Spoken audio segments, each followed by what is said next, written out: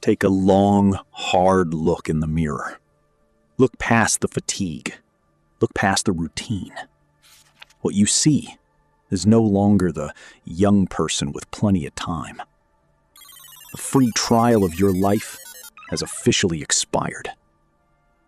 You are standing at the midpoint, and the person staring back at most of you is the sum total of every "I'll start tomorrow" you've ever uttered.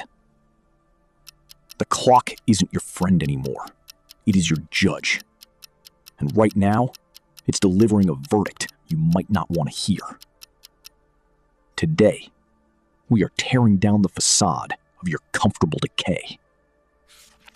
Most people hitting their late 30s and heading into their 40s fall into a lethal trap. I call it the sustainability stagnation. You've built a life that works. You have the job. You have the routine. You have the safety net. You've convinced yourself that you've made it because you aren't in crisis. But be honest with yourself. You are bored. You are settling. You have traded your fire for a steady paycheck and a quiet weekend.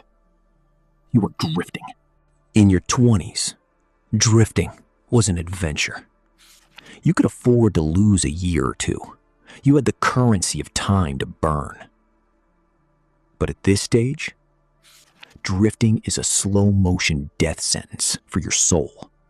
Every day you spend maintaining instead of evolving is a day you are actively dying. Discipline at this age is no longer about getting ahead or looking good. It is about survival. It is about preventing the version of you that was meant for greatness from being buried under the weight of average. If you do not master your habits right now, your habits will become the prison walls you live inside for the next 40 years. Let's talk about healing. Everyone today is obsessed with healing. But the way most people do it is soft. They use their past traumas, their disappointments, and their what-ifs as a warm bath to sit in. They use their scars as an excuse to stop pushing. That is not healing. That is surrender. Real healing at this stage of life is warfare. It is a violent rejection of the psychological viruses that have been running in your background for decades. The fear of failure? Delete it.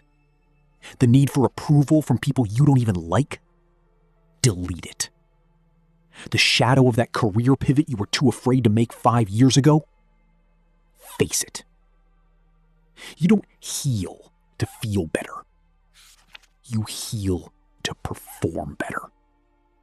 You are pruning the dead branches of your past because they are sucking the nutrients away from your future.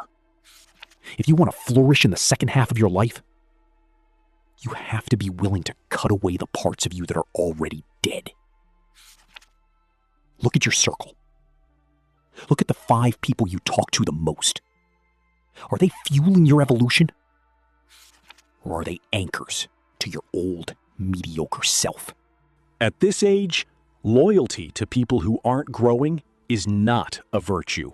It is sabotage. Most people in their late 30s are surrounded by graveyard friends. People who only want to talk about the good old days because they are terrified of the present. They want you to stay exactly where you are so they don't have to feel bad about their own stagnation. If your social circle doesn't make your current best look like a warm-up, you are in the wrong room. You need a foundry, not a lounge. You need a tribe that demands excellence because they are busy chasing it themselves. The Greek method wasn't written for children. It was written for the person who realizes that their identity is a choice. Aristotle called it eudaimonia, the fulfillment found in becoming who you were actually meant to be.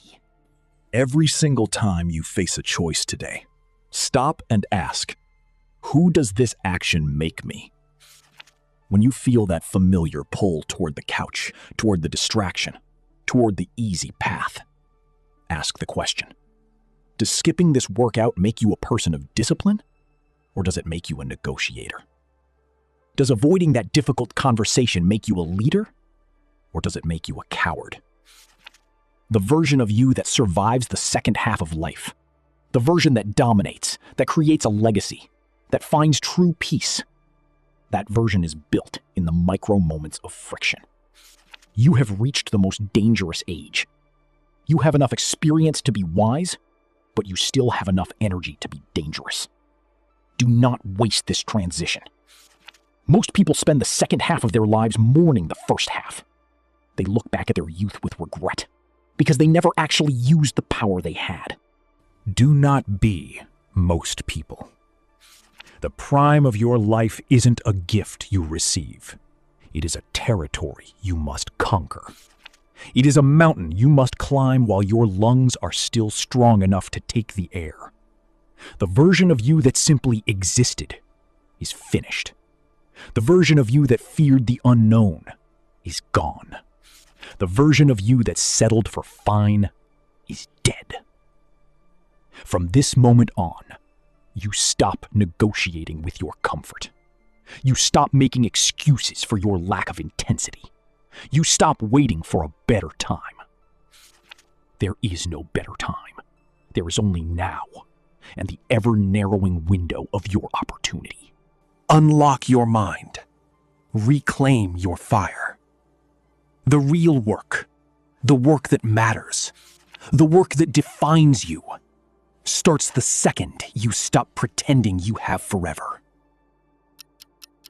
The clock is ticking.